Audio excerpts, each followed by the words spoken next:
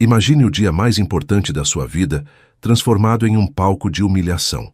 Larissa sempre sonhou com um casamento que unisse não apenas duas pessoas, mas dois mundos. De um lado, o esforço honesto e silencioso de seus pais, que sacrificaram cada centavo e cada hora de descanso para vê-la brilhar. Do outro, a arrogância gelada de uma família que acredita que o sobrenome e a conta bancária compram o direito de pisar na dignidade alheia. O que era para ser um brinde à união, tornou-se o estopim de uma revolta silenciosa, onde o respeito foi deixado de lado e a honra de quem ela mais amava foi posta à prova diante de todos os convidados. Antes de começarmos essa história incrível, não se esqueça de curtir o vídeo, se inscrever no canal e contar pra gente nos comentários de onde você está ouvindo essa história.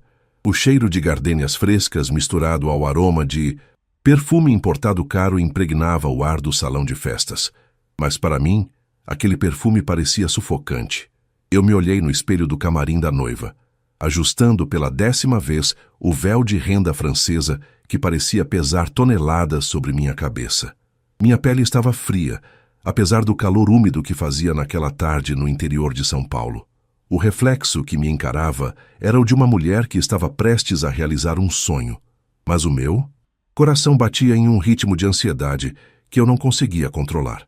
Eu conseguia ouvir, ao longe, o som suave do quarteto de cordas, afinando os instrumentos para a recepção. Cada nota parecia uma pontada de incerteza. Pensei no meu pai, o Sr. Valdemir. Ele passou os últimos 30 anos operando empilhadeiras em um galpão logístico, sob um calor escaldante, apenas para garantir que eu tivesse a melhor educação. Suas mãos eram grossas, calejadas e permanentemente manchadas de graxa, marcas de um trabalho que ele nunca escondeu, mas do qual sempre teve um orgulho silencioso. E minha mãe, Dona Neide, que costurou para fora até altas horas da madrugada, perdendo parte da visão para que eu pudesse usar o melhor uniforme da escola particular. Eles estavam lá fora agora, provavelmente sentindo-se deslocados entre as sedas e os ternos de corte italiano da família do Gustavo. Gustavo era o homem que eu amava, ou pelo menos era o homem que eu acreditava ser o porto seguro para a minha vida. Ele vinha de uma linhagem de advogados influentes, os Albuquerque. Para a mãe dele, Beatriz, e o pai, Dr. Alberto, o nosso casamento não era uma união de amor, mas uma concessão social. Durante todo o noivado, Beatriz fez questão de deixar claro, com sorrisos gélidos e comentários sarcásticos, que eu era um projeto de ascensão e que ela tinha que tolerar.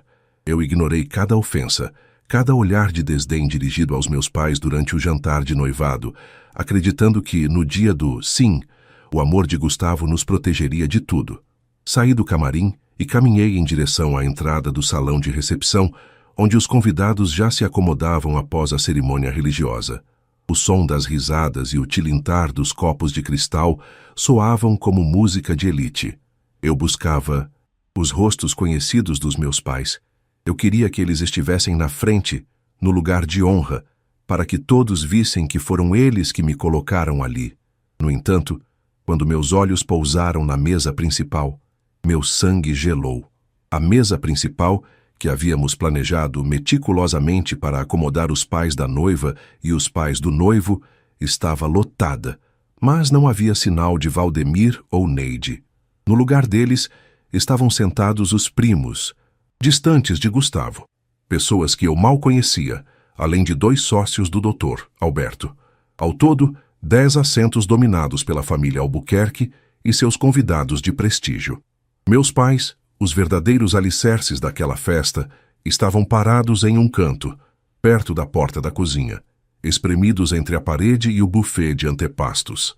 Meu pai tentava ajeitar o terno que ele comprou com tanto sacrifício, parecendo menor do que realmente era, enquanto minha mãe segurava sua bolsinha velha com força, tentando manter um sorriso que não chegava aos olhos.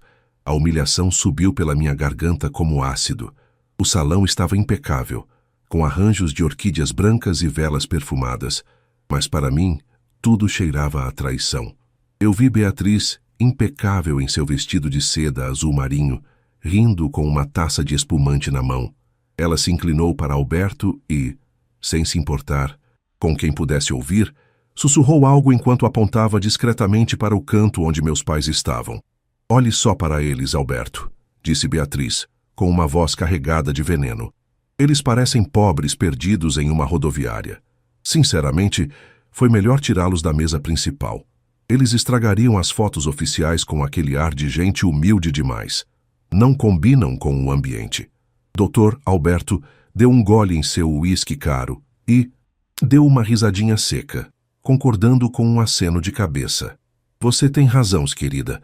O contraste seria terrível para os nossos convidados. Deixe-os lá. Eles estão acostumados a ficar de pé mesmo. Provavelmente estão achando que a comida da cozinha é um banquete de reis. As palavras deles me atingiram como tapas no rosto. Eu senti o suor frio escorrer pelas minhas costas. O meu dia perfeito estava sendo destruído pela arrogância desmedida de pessoas que não sabiam o que era trabalhar um dia sequer para conquistar algo. Olhei para Gustavo, que estava a poucos metros de distância, conversando com seus amigos de faculdade. Ele parecia não notar o que estava acontecendo, ou talvez estivesse fingindo não ver. A raiva começou a substituir a tristeza. Eu não podia permitir que meus pais, as pessoas mais dignas que eu conhecia, fossem tratados como lixo no dia em que deveriam estar sendo celebrados. Aproximei-me da mesa principal, sentindo o peso do meu vestido dificultar meus passos rápidos. Cada centímetro de seda e renda agora parecia uma armadura de batalha. Eu olhei para os primos de Gustavo, que se serviam de iguarias caras, rindo de piadas internas. Eles nem sequer notaram minha presença, até que eu bati minha mão levemente sobre o tampo de madeira da mesa. O barulho fez Beatriz se calar. Instantaneamente. Algum problema, Larissa? Perguntou Beatriz, arqueando uma sobrancelha perfeitamente desenhada, como se eu fosse uma interrupção incômoda em seu reino particular. Eu não respondi de imediato. Eu olhei para o lado, para onde meu pai ainda estava de pé, suas pernas cansadas certamente latejando. Ele me viu e tentou fazer um sinal de "está tudo bem", com a mão, aquele gesto típico de quem nunca quer incomodar. Aquilo quebrou o que restava da minha paciência. Eu senti o cheiro do vinho caro que emanava da respiração de Alberto, e o som das risadas dos convidados ao redor parecia um ruído branco irritante. Eu estava prestes a explodir, a gritar na frente de todos, quando senti uma mão firme tocar meu ombro. Era Gustavo. Ele se aproximou com uma expressão que eu não conseguia decifrar de imediato. Seus olhos passaram de mim para os seus pais e depois para os meus pais, isolados no canto do salão. Por um segundo, o silêncio caiu sobre a mesa principal. Beatriz sorriu para o filho, esperando que ele reforçasse a autoridade da família. "Gustavo, ainda bem que chegou", disse Beatriz, ajeitando a lapela do terno do filho. "Estávamos comentando como a festa está elegante. Pena que alguns convidados não sabem se portar, mas resolvemos isso rapidamente para manter o nível." Gustavo não sorriu. De volta. Ele olhou para a mãe, depois para o pai, e depois fixou os olhos em mim. Eu vi uma faísca de algo novo no olhar dele, algo que eu nunca tinha visto antes. Não era apenas amor, era uma fúria contida, uma clareza absoluta que parecia transformar o homem com quem eu acabara de me casar. Ele se virou para o centro do salão e fez um sinal para o DJ baixar a música. O silêncio que se seguiu foi absoluto, quebrado apenas pelo som dos meus pais sussurrando entre si, tentando entender o que estava acontecendo. Eu segurei a respiração. O ar no salão parecia ter ficado mais denso. Eu podia ouvir as batidas do meu próprio coração, um tambor frenético contra as minhas costelas. Gustavo pegou o microfone que estava sobre o pedestal e olhou para toda a congregação de pessoas ricas e influentes que ocupavam o espaço. A vingança, embora eu ainda não soubesse, estava prestes a começar da forma mais inesperada possível. O silêncio que se seguiu à interrupção da música era tão denso que eu podia ouvir o zumbido do ar-condicionado industrial do salão, um som metálico e constante que parecia ecoar a frieza no meu peito. Gustavo segurava o microfone com uma força que deixava os nós de seus dedos brancos, uma imagem que contrastava com a postura relaxada e vitoriosa de sua mãe, Beatriz, que ainda exibia aquele sorriso de quem acabara de ganhar uma disputa de poder. Meus olhos alternavam entre o rosto do meu marido e a figura encolhida do meu pai no fundo do salão. O contraste era insuportável. A opulência dos arranjos de cristal e as mãos calejadas de seu Valdemir, que ele tentava esconder nos bolsos da calça do terno barato. Boa noite a todos.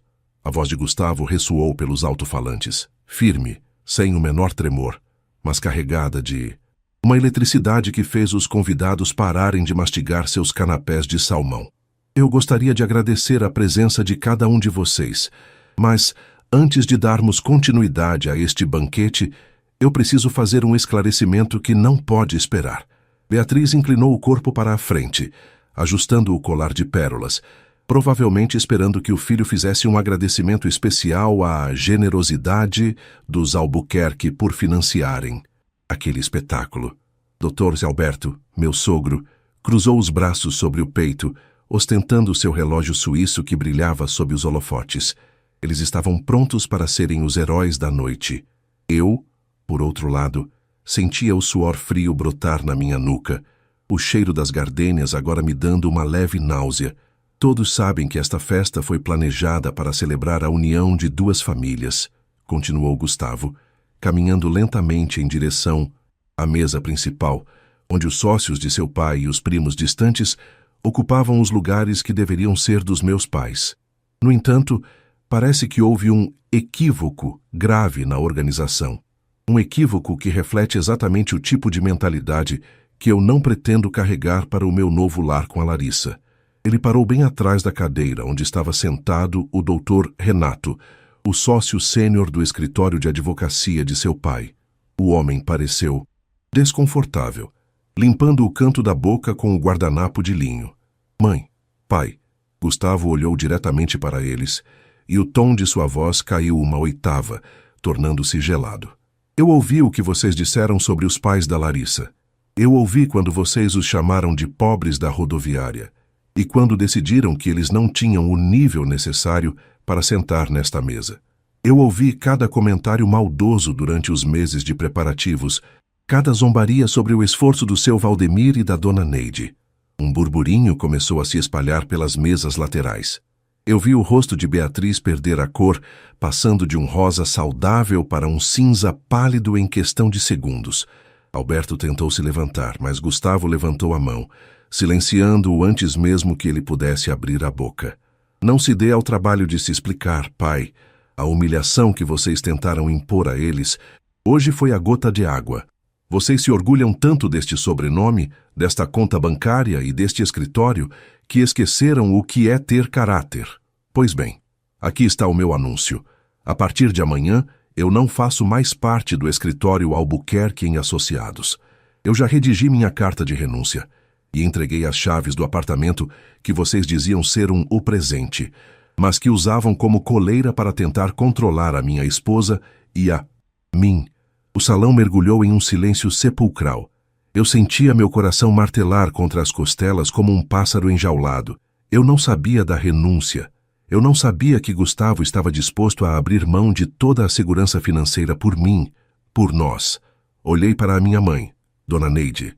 Ela tinha as mãos cobrindo a boca, as lágrimas escorrendo pelo rosto marcado pelo tempo, enquanto meu pai apenas olhava para o chão, parecendo processar a magnitude do que estava acontecendo. E tem mais, Gustavo prosseguiu, e agora havia um brilho de satisfação em seus olhos. Como vocês acham que os meus pais são simples demais para esta festa, eu decidi que este evento não pertence mais a vocês. O buffet, as bebidas, a decoração, tudo isso foi pago com o dinheiro que eu economizei de bônus nos últimos 3 anos, prevendo que vocês tentariam usar o poder financeiro para nos humilhar. A única coisa que vocês pagaram foi este salão de luxo que tanto prezam. Pois bem, fiquem com ele. Gustavo se aproximou de mim, pegou minha mão e me puxou para perto dele. O toque de sua mão era quente e protetor. Dr. Renato, primos, por favor, levantem-se. Agora, a ordem de Gustavo foi tão autoritária que eles obedeceram por puro reflexo. Esses lugares pertencem aos verdadeiros donos desta festa. Pai, mãe, venham para cá. Eu vi o seu Valdemir hesitar, mas Gustavo fez um sinal encorajador. Meus pais caminharam pelo corredor central sob o olhar atônito de 200 pessoas. Eles não pareciam mais pequenos. À medida que se aproximavam da luz da mesa principal, pareciam gigantes. O terno do meu pai não parecia mais barato, parecia a vestimenta de um homem que venceu a vida com dignidade. Beatriz estava em choque, as mãos trêmulas, derrubando algumas gotas de espumante no seu vestido caro. Alberto bufava, o rosto vermelho de fúria e vergonha. Eles foram destruídos socialmente no território onde se sentiam mais poderosos. Nós não vamos ficar aqui para ouvir as ofensas de vocês, Gustavo disse, entregando o microfone para o mestre de cerimônias, que estava estático. Vamos levar a nossa celebração para um lugar onde o valor de uma pessoa não é medido pela marca do relógio, mas pelo tamanho do coração. Eu olhei para os meus sogros uma última vez. A expressão de derrota deles era o prato mais doce que já havia sido servido naquela noite, mas a vingança estava apenas começando. Enquanto caminhávamos para fora do salão, de mãos dadas com meus pais, eu sabia que o preço da arrogância deles seria muito mais alto do que eles podiam imaginar. O mundo dos Albuquerque estava prestes a desmoronar, e nós seríamos os arquitetos da nova realidade. Ao cruzarmos a porta de vidro, o ar fresco da noite de outono bateu no meu rosto. Eu respirei fundo, sentindo o cheiro da terra molhada e da liberdade. Atrás de nós, o caos reinava no salão de festas, mas à nossa frente havia um caminho novo, construído sobre a verdade. No entanto, eu ainda não sabia que Alberto tinha uma última carta na manga, uma dívida antiga que envolvia o nome do meu pai e que ele pretendia usar para nos destruir antes mesmo do amanhecer. O silêncio dentro do carro do Gustavo era quase palpável, quebrado apenas pelo som baixo dos pneus rodando sobre o asfalto irregular da rodovia que nos levava para longe daquela redoma de vidro e hipocrisia. Eu olhava pela janela, vendo as luzes da cidade se transformarem em borrões dourados contra o céu cor de chumbo. O cheiro de gardênias que ainda impregnava o meu vestido de noiva parecia, finalmente, estar sendo substituído pelo cheiro de liberdade, um aroma metálico, misturado com o sereno da noite e o estofado de couro do carro. Minha mão estava entrelaçada na de Gustavo, e eu podia sentir o calor da pele dele, um lembrete constante de que eu não estava mais sozinha naquela batalha contra a arrogância dos Albuquerque. No banco de trás, meus pais permaneciam em um silêncio reverente, como se estivessem com medo de que, se falassem, o feitiço daquela coragem repentina se quebrasse. Lari, meu pai, o seu Valdemir, sussurrou com a voz embargada. Você não precisava ter feito isso. A gente podia ter esperado no canto. Não queríamos causar esse transtorno na vida do Gustavo. O emprego dele, a carreira... Meu Deus, o que vai ser de vocês agora? Gustavo olhou pelo retrovisor e deu um sorriso que misturava cansaço e uma determinação que eu nunca tinha visto nele. Era um sorriso de quem acabara de tirar uma armadura pesada demais para o seu tamanho. Seu Valdemir, o que aconteceu lá atrás não foi um transtorno. Foi um livramento, disse ele, com uma calma que me arrepiou. Eu não poderia construir uma vida com a Larissa baseada no silêncio diante da injustiça. Meus pais acreditam que o dinheiro lhes dá o direito de apagar a existência das pessoas, mas eles se esqueceram de que eu fui criado por babás e motoristas que tinham mais caráter do que todos os convidados daquela mesa principal juntos. Paramos em uma lanchonete de beira de estrada, um lugar simples com balcão de fórmica e o som de uma geladeira antiga zumbindo ao fundo. O contraste com o salão de festas de R$10.000 a hora era gritante e, ao mesmo tempo, reconfortante. Pedimos café coado e pão na chapa. O som da colher, batendo na xícara de porcelana barata, era a música mais honesta que eu ouvira em anos. Mas enquanto meu pai relaxava os ombros pela primeira vez na noite, o celular de Gustavo começou a vibrar freneticamente sobre a mesa. O nome Dr. Alberto brilhava na tela como um aviso de tempestade. Gustavo atendeu e colocou no viva-voz. A voz do meu sogro não era mais a de um homem refinado, era a de um animal ferido, rouca de ódio e ressentimento. Você acha que venceu, Gustavo? A voz de Alberto ecoou pela lanchonete vazia. Você acha que pode simplesmente cuspir no prato que comeu e sair andando? Eu vou destruir essa sua esposinha e a família de retirantes dela. Avise ao Valdemir que eu acabei de dar ordens para desarquivar o processo de 20 anos atrás. Aquele desvio de carga na transportadora subsidiária, lembra, Valdemir? Eu tenho a sua assinatura em todos os manifestos de saída. Eu te mantive fora da cadeia por pena, mas agora você vai apodrecer lá. E você, Gustavo, não vai conseguir emprego nem para limpar chão de tribunal nesta cidade. Meu pai empalideceu instantaneamente. A xícara de café tremeu em sua mão, derramando um pouco do líquido escuro sobre o pires. Seus olhos se arregalaram em um terror antigo, uma ferida que eu nem sabia que existia. Minha mãe, Dona Neide, segurou o braço dele, os nós dos dedos brancos de tensão. O medo que emanava do meu pai era real, físico, e o cheiro de café agora parecia sufocante novamente. Pai, do que ele está falando? Perguntei, sentindo o chão fugir sob meus pés de noiva. Meu pai baixou a cabeça, as lágrimas começando a cair sobre o balcão. Há 20 anos, Lari, eu era conferente na empresa de logística que prestava serviços para o grupo do Dr. Alberto. Houve um roubo grande, peças de maquinário pesado. Eles me disseram que se eu assinasse uns papéis confirmando que houve um erro de contagem, eles não me envolveriam na investigação policial. Eu era jovem, tinha você pequena em casa e a Neide estava doente. Eu assinei. Eu não sabia que estava assinando uma confissão de culpa que eles guardariam como garantia. Gustavo não pareceu surpreso. Ele apenas pegou o celular, olhou para a tela e respirou fundo, um som que pareceu durar uma eternidade. Você terminou, pai? Gustavo perguntou com uma frieza cirúrgica. Porque agora é a minha vez de falar. Você se esqueceu de um detalhe muito importante. Quem você acha que foi o responsável por digitalizar todo o arquivo morto do escritório no ano passado? Quem você acha que passou noites e noites organizando as pastas criptografadas do servidor que você achava que ninguém mais tinha acesso? Houve um silêncio pesado do outro lado da linha. Eu podia ouvir a respiração pesada de Alberto, que parecia estar começando a entender que o jogo tinha mudado de mãos. Eu encontrei os documentos originais daquela época, pai, e eu encontrei algo que você achou que tinha queimado. Os comprovantes de venda das mesmas peças de maquinário para uma empresa de fachada no Paraguai, com a sua conta pessoal como destinatária dos depósitos. Você não usou o seu Valdemir para as protegê-lo. Você o usou como bucha de canhão para encobrir o seu próprio esquema de desvio de patrimônio para fugir de impostos. E eu tenho as cópias de tudo. Cada nota fiscal fria, cada transferência. Beatriz, a mãe de Gustavo, começou a gritar ao fundo, uma voz histérica que pedia para Alberto desligar o telefone. Mas Gustavo continuou, sua voz subindo de tom, preenchendo cada canto daquela lanchonete humilde. Se você der um passo sequer contra o meu sogro, se você mencionar o nome dele para qualquer autoridade, eu juro pela minha vida que esses documentos estarão na mesa do Ministério Público Federal antes do sol nascer. E não para por aí. Eu sei sobre a conta na Suíça que você usa para lavar o dinheiro dos clientes da agroindústria.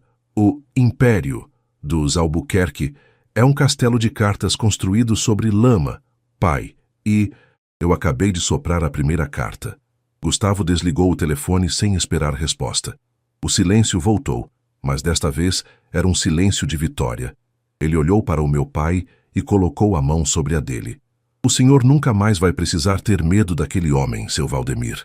A dívida que ele inventou foi paga com os crimes que ele cometeu. Hoje é o dia do nosso casamento e eu prometi proteger a Larissa. Isso inclui proteger o que ela mais ama. Minha mãe abraçou Gustavo, chorando copiosamente, enquanto meu pai parecia ter tirado um peso de toneladas de cima dos pulmões. Eu olhei para o meu marido, o homem que eu pensava conhecer, e vi alguém muito maior. Ele não era apenas o herdeiro que renunciou. Ele era o justiceiro que eu nunca soube que precisava. Saímos da lanchonete sob o som dos grilos que cantavam alto no mato ao redor. O ar estava mais leve, mas eu sabia que a queda dos Albuquerque não seria silenciosa. Eles tinham muito a perder, e pessoas como Beatriz e Alberto não aceitam a derrota sem tentar levar todos para o abismo com eles. Enquanto caminhávamos de volta para o carro, eu vi o brilho de faróis se aproximando rapidamente pela estrada deserta. Uma sensação de urgência tomou conta de mim. A vingança estava completa no papel, mas a vida real ainda exigia um último confronto. Um que testaria não apenas a nossa coragem, mas a nossa capacidade de perdoar o passado para construir o futuro. As luzes ofuscantes do sedã preto cortaram a escuridão daquela rodovia quase deserta, projetando sombras longas e distorcidas sobre o asfalto irregular. O som dos pneus cantando ao frearem bruscamente sobre os pedriscos do acostamento ecoou como um trovão num céu limpo. Era o carro de Dr. Alberto. O coração saltou na minha garganta, e eu senti a mão de Gustavo apertar a minha com uma força renovada. Ali, sob a luz pálida de um poste solitário da lanchonete, o cheiro de óleo queimado e poeira levantada pelo vento da noite parecia preencher meus pulmões. Meus pais se encolheram instintivamente, mas Gustavo não recuou 1 centímetro. Ele se colocou entre nós e o veículo que parava a poucos metros. A porta do motorista se abriu com um estalo metálico seco. Dr. Alberto saiu primeiro, seguido por Beatriz, que parecia ter envelhecido 10 anos em apenas 2 horas. O vestido de seda azul dela estava amassado, e o cabelo, antes impecavelmente preso, agora tinha mechas soltas que balançavam desordenadamente com a brisa fria. O rosto de Alberto estava vermelho. Uma veia saltada em sua têmpora pulsava visivelmente sob a luz amarelada. Ele não era mais o advogado intocável e poderoso de São Paulo. Ele parecia um homem desesperado, vendo o chão de mármore de sua mansão se transformar em areia movediça. "Você não vai fazer isso, Gustavo", gritou Alberto, a voz falhando, perdendo a autoridade que ele cultivara por décadas. "Eu sou seu pai. Eu te dei tudo. As melhores escolas e os melhores contatos, esse terno que você está vestindo, tudo veio do meu suor. Você não pode destruir a nossa família por causa dessa gente." Ele apontou para o meu pai com um nojo que não conseguia mais esconder. Beatriz deu um passo à frente, as mãos trêmulas segurando uma bolsa de grife como se fosse um escudo. "Gustavo, meu filho, por favor", ela implorou, as lágrimas borrando a maquiagem cara, criando sulcos escuros em suas bochechas. "Pense na nossa reputação. O que vão dizer no clube? O que as colunas sociais vão escrever? Nós perdemos o controle daquela festa, mas podemos consertar. Podemos dizer que foi um mal-entendido, que você teve um surto de estresse. Mas não publique nada, não nos entregue."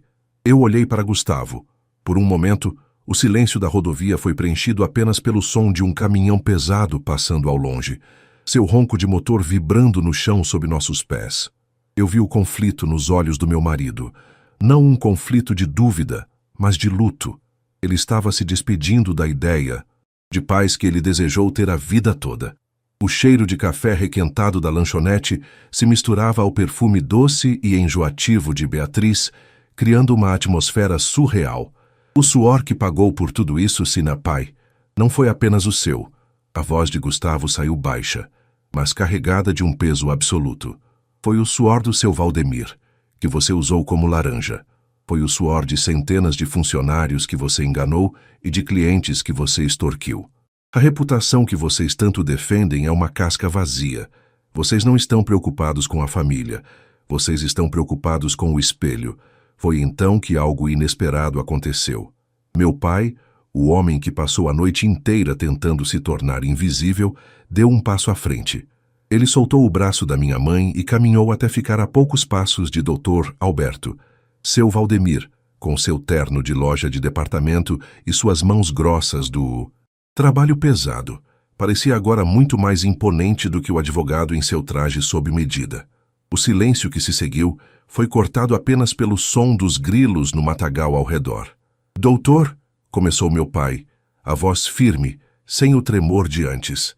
"Eu passei 20 anos acordando no meio da noite com medo de uma sirene de polícia. Eu vivi 20 anos achando que era um criminoso porque o senhor me convenceu de que eu tinha culpa. Eu vi minha filha crescer enquanto eu trabalhava em 2 empregos para garantir que ela nunca precisasse pedir nada a ninguém, especialmente a gente como o senhor. O senhor me chamou de pobre da rodoviária lá no salão. E o senhor tem razão. Eu sou pobre de dinheiro. mas eu posso encostar a cabeça no meu travesseiro de palha e dormir, porque eu nunca precisei roubar a dignidade de um pai de família para me sentir grande.